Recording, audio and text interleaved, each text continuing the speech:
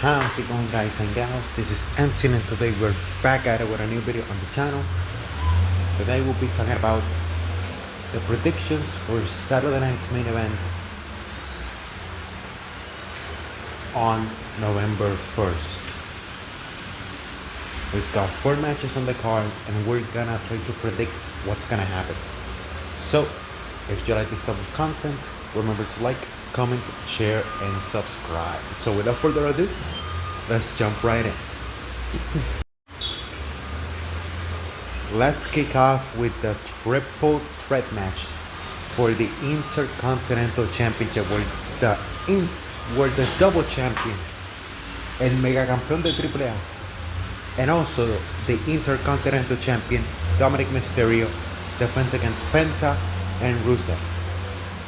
As we all know, Penta has been chasing this title for over 6 months now. But every time he tries to take the title from Dominic, something happens or someone interferes in the match and Dominic slips with the win.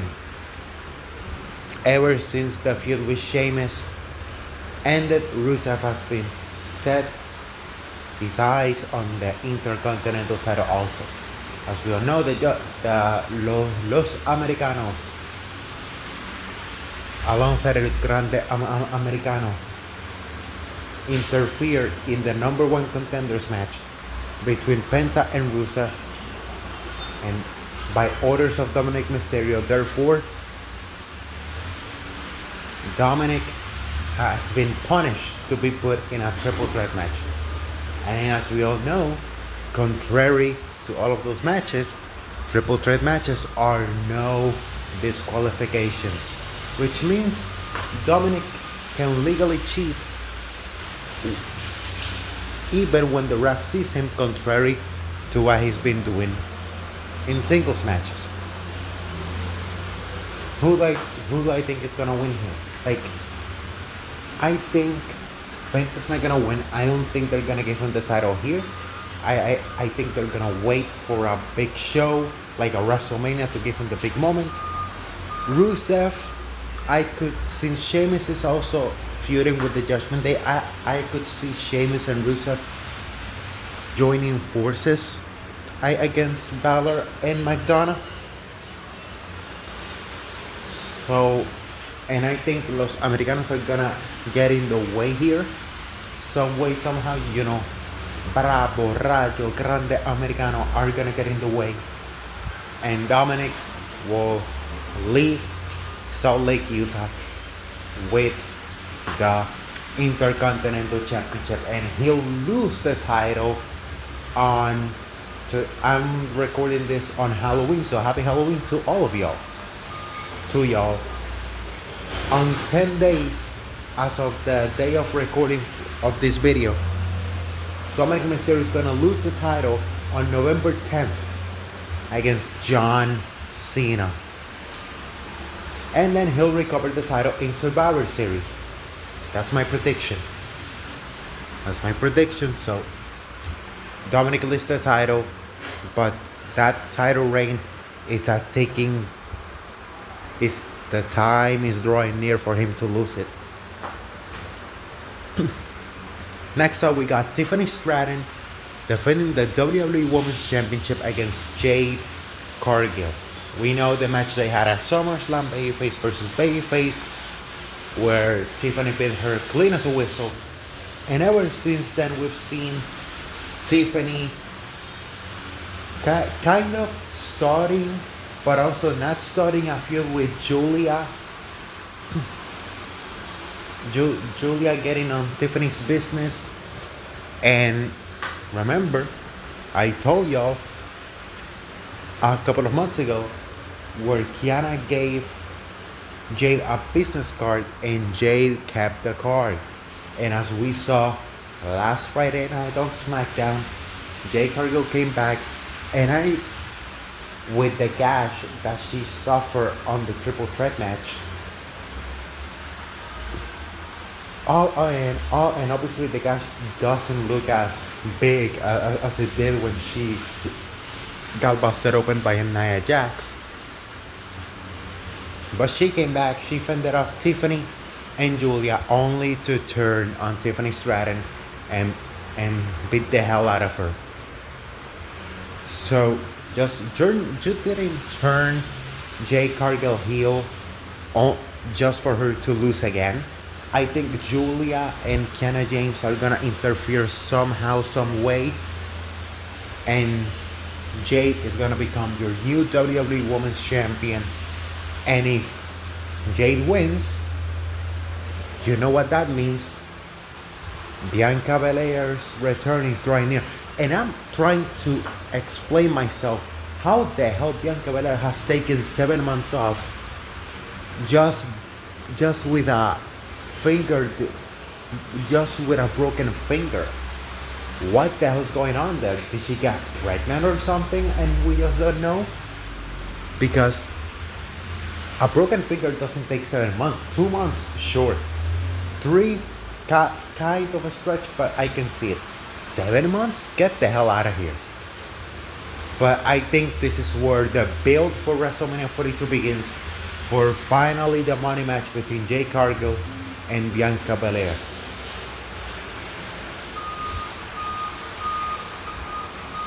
And Tiffany will go and start a feud with Julia for the Women's US title. And I think this is the most important match on the show, but I'm not gonna talk about it last. But I'm gonna talk about it last. So let's continue to the WWE Championship match for Cody Rhodes defense against Drew McIntyre. This match was supposed to happen on Survivor Series, but due to Jacob Fatu's tooth infection, because they did that angle to write him off, but I thought it was like a long-term injury, but no, it's a tooth infection that's gonna keep him out for a month. So that's why Jacob Fatu got written off TV, and practically they did that impromptu title match between Drew and Cody a couple of weeks ago. I mean 2 weeks ago, where Drew won by disqualification when Cody hit him with the title. And obviously last Friday night, Jimmy Uso came to SmackDown, faced Drew McIntyre.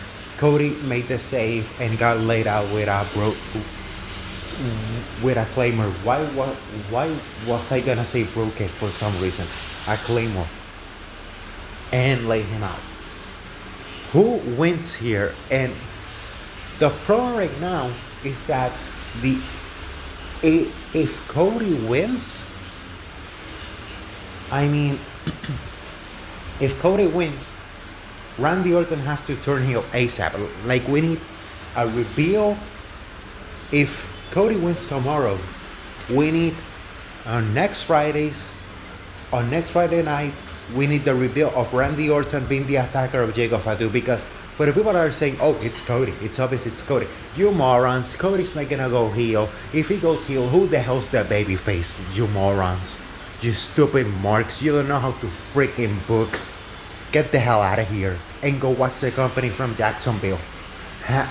That's been going down the drain since Cody left.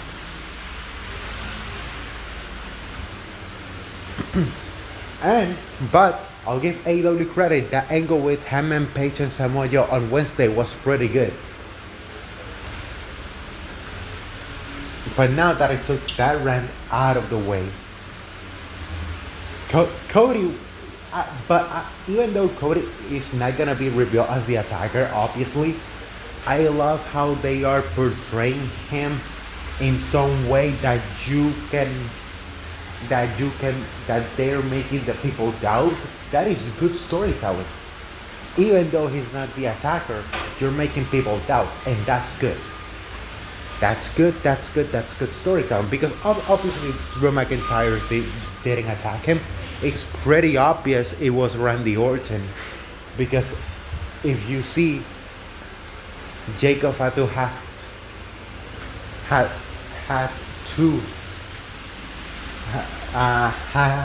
a broken tooth because you saw some teeth on the ground when he got laid out. So obviously We know that he got hit in the head probably by a punch or maybe a punt kick. Who knows? But I mean, since it was a change of plan, I mean, dude, just give Drew the title and Cody can win it back on Survivor Series or he can win it back on the Rumble. Like, Drew needs a big moment and at least a reign of at least a couple of months. Because I know he had he won the World Heavyweight Championship at WrestleMania 40, but he only had it for 5 minutes. That title reign was a means to an end. It wasn't really a title reign. Unlike the one he had on 2020 when he was the top babyface in the company, that because Roman turned heel back then. So at least give him this world title reign as a heel onto the Rumble, and then Cody can win the title back on the Rumble. So my prediction here is, I just don't care who wins here because I think both it is a good decision.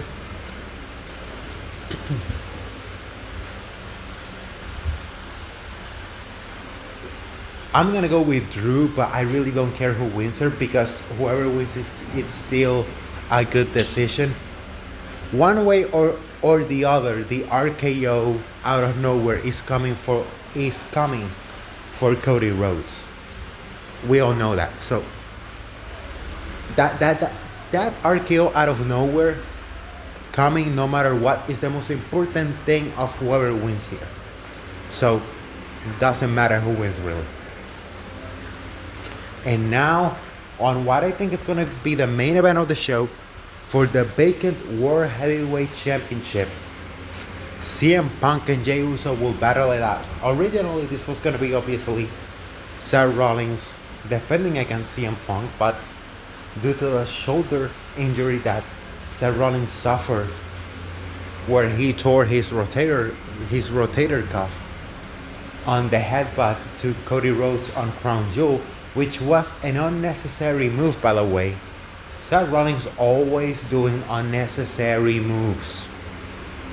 He's way too inderific. This is why Seth Rollins was never the guy until Roman Reigns got diagnosed with his cancer relapse in 2018. That was the only time Seth Rollins was the guy because Roman had to fight for his life. But he's never been the guy. Whoever thinks Seth Rollins could be the guy, this is why he will never be the guy, even though he gets pissed off. They never gave me the chance to be the guy. Because you're too indie-rific, buddy. You work like an indie guy. You don't work like a main event style guy, like a Roman Reigns or a Cody Rhodes. That's why you'll never be the guy. And I want some people to send this to Seth Rollins, this part. If you want to clip it. I don't care. Send it to him that I said that he's too indie-rific. But now that I got my second rant out of the way, Jey Uso has to win here, no doubt. Whoever thinks CM Punk wins, and if CM Punk wins, it's gonna be a stupid decision. CM Punk has to suffer. CM Punk has to suffer. Jey Uso wins here by Jey Uso hasn't used a chair in 5 years. When he turned heel in 2020, he loved beating people up with a chair. And the chair will come back to Jey Uso's hand and he's not gonna hesitate. Boom. CM Punk goes down.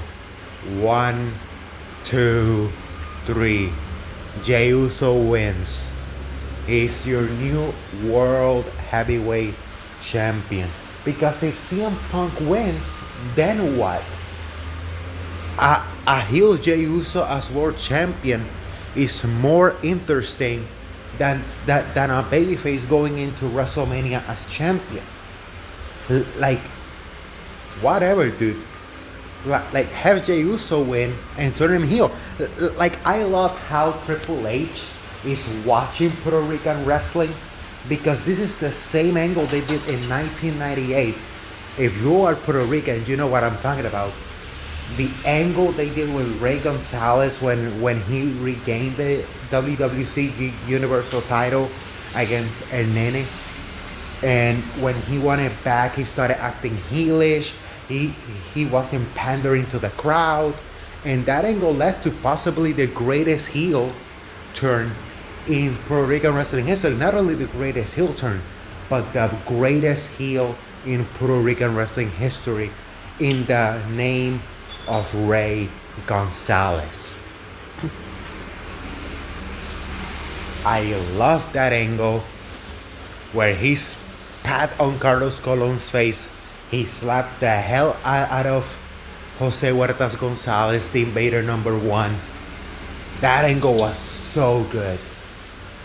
All the way up until that moment that they built up for over a year. But obviously WWE has done it in 5 months. But I've loved how they've done it. And let me tell you, I love how Triple H is taking some of the greatest angles in Puerto Rican wrestling history and putting the WWE spin on it to book. And guess what? This is why Triple H is a student of the game. And that is why Jey Uso has to win on Saturday night's main event. But once again, all these predictions are my opinion. As I always say, thank you guys for watching. I forgot to mention that Saturday night's main event on its 42nd or 43rd edition, I'll put it on the title. I'll just put the number on the title's video, because right now I don't remember. But on its 42nd or 43rd edition, Saturday night's main event comes to you streaming on Peacock if you live in Puerto Rico and the United States, and obviously internationally on Netflix. Cherish beautiful moments with your families, create beautiful memories, because life's too short, but those memories last a lifetime. And if you like this content, like, comment, share, and subscribe. As always, this is Anthony signing off. Bye bye.